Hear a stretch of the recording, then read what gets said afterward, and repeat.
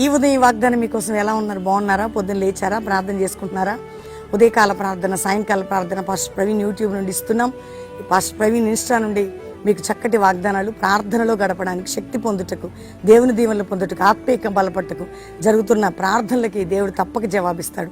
ఈరోజు ఋతు గ్రంథం 3వ అధ్యాయం 11వ వచనం, నా కుమారి భయపడకు, నువ్వు చెప్పిందంతే నీకు చేసేదని. నువ్వు ఏదైతే అడుగుతున్నావో అది దేవుడు చేయబోతుంది. ఏదైతే వింటావో దేవుడి దగ్గర మొర పెడతావో దేవుడు ఇస్తాడు. కాబట్టి నువ్వు అడిగింది భయపడకు, నువ్వు ఏది అడిగావో నేను అది ఇస్తానని వాగ్దానం చేస్తున్నా. దేవుని గట్టిగా పట్టుకోండి, ధైర్యంగా ఉండండి.